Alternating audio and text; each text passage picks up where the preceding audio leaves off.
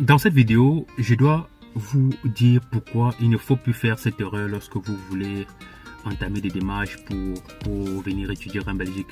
Parce que c'est l'erreur que beaucoup de gens commettent et malheureusement se trouvent dans une situation délicate, que ce soit à la fin de la procédure, que ce soit tout au long de la procédure. Et si tu veux réellement savoir quelle est cette erreur là, je t'invite à rester jusqu'à la fin de cette vidéo, parce que à la fin de cette vidéo, je dois vous annoncer une très bonne nouvelle, peut-être qui doit une fois de plus vous motiver à venir étudier en Belgique. Avant de continuer, juste après le générique.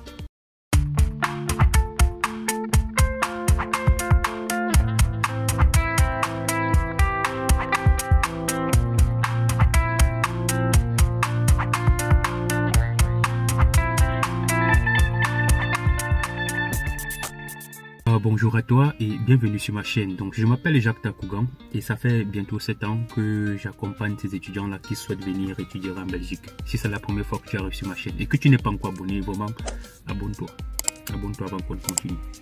Alors dans cette vidéo, je dois vous parler de cette erreur que la plupart des gens, surtout au Cameroun, il y a beaucoup de gens malheureusement qui commettent cette erreur là et après ils sont bloqués. De nos jours, franchement, pour ceux qui ont déjà fait des démarches ou alors qui sont en train de faire des démarches, ils vont pas démentir. Lorsque vous voulez venir étudier en Belgique, vraiment, la première chose qu'il faut faire, ou alors l'erreur qu'il ne faut pas faire, c'est d'entamer les démarches sans avoir fait votre passeport. Vraiment, ça je vous le dis, et c'est valable pour tous les autres pays, que ce soit en Côte d'Ivoire, que ce soit au Gabon, au Sénégal, au Bénin, au Togo, au Burkina Faso, au Mali, en RDC, à Haïti, au Maroc. Salut les gars, ne faites surtout pas cette erreur là. Lorsque vous voulez aller étudier à l'étranger, notamment en Belgique, faites votre passeport. J'insiste dessus parce que au Cameroun c'est un peu plus délicat. Avoir déjà une carte d'identité au Cameroun, vous savez comment c'est compliqué. Donc lorsque vous voulez venir étudier en Belgique, faites votre passeport. Ça, c'est la première chose. C'est la chose la plus banale qu'il faut faire. Et en plus de faire votre passeport, ne faites pas l'erreur de commencer la procédure sans avoir scanné tous vos documents. Donc, quand je dis tous vos documents, ça veut dire vous prenez l'ensemble de vos diplômes, l'ensemble de vos relevés de notes, attestations et tout. Il faut les scanner, les envoyer en version numérique, donc PDF, que vous stockez dans votre PC, vous stockez dans une carte mémoire, dans une clé USB. Surtout, le stocker en ligne. Stocker dans un cloud, c'est très important. Il y a par exemple Google Drive, il y a Dropbox où vous pouvez stocker vos documents. C'est gratuit, c'est gratuit. Donc, il faut faire cela. Ceux qui ne font pas ça, voici ce qui vous attend.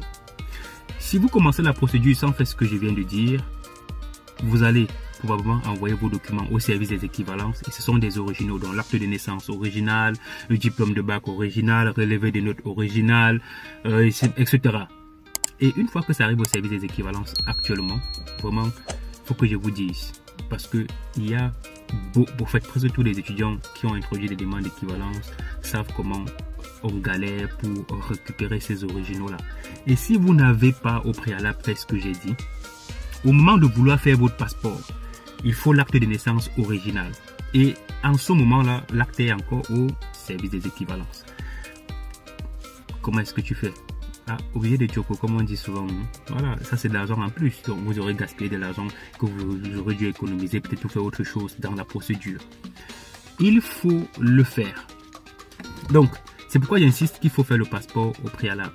Pourquoi est-ce que j'insiste qu'il faut scanner tous les documents? Parce que, bien évidemment, vous envoyez les originaux auprès du service des équivalences lorsque vous faites une demande d'équivalence. Au moment de faire des demandes d'admission, parce que je tiens à rappeler, donc juste en bonus pour ceux qui regardent cette vidéo et qui me suivent, vous n'avez pas besoin d'attendre que l'équivalence sorte pour entamer les démarches d'admission. Je connais beaucoup de gens qui ont renvoyé leur projet de voyage pour des années suivantes parce que l'équivalence n'était pas encore disponible. Erreur monumentale. Vous pouvez poursuivre des démarches avec juste la preuve que votre dossier est en traitement auprès du service des équivalences. Vous pouvez faire une capture sur le site, vous pouvez, etc. Bref, dans mon guide complet, je vous explique tout ce que je suis en train de vous dire là. Donc, et je vais même en profondeur pour vous donner des choses que je ne peux pas dire dans certaines vidéos. Juste pour privilégier ceux qui ont acheté ce guide complet là.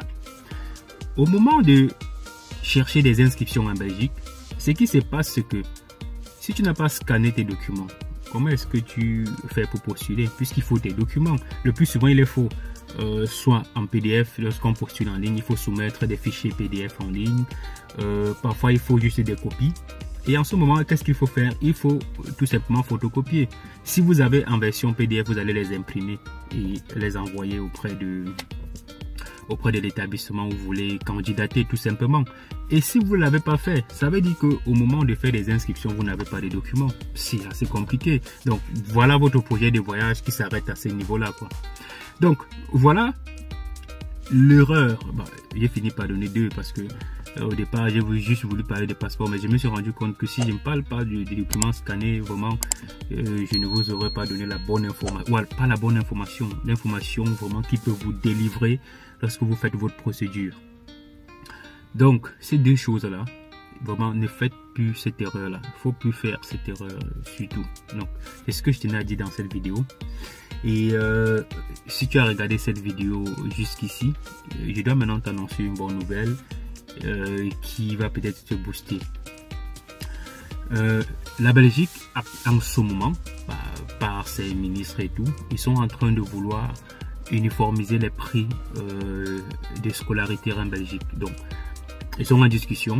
Il y a de fortes chances que l'année prochaine, les frais de scolarité soient les mêmes partout. Parce que vous savez, actuellement, dans les universités, les frais de scolarité s'élèvent à 835 € pour la plupart des pays. Et bon, pour les pays avancés, c'est plus de 835 €, mais c'est pour les pays en voie de développement, des pays pauvres, des pays en voie de développement, que ce soit en Afrique, en Asie, en Amérique latine et tout, que c'est 835 €.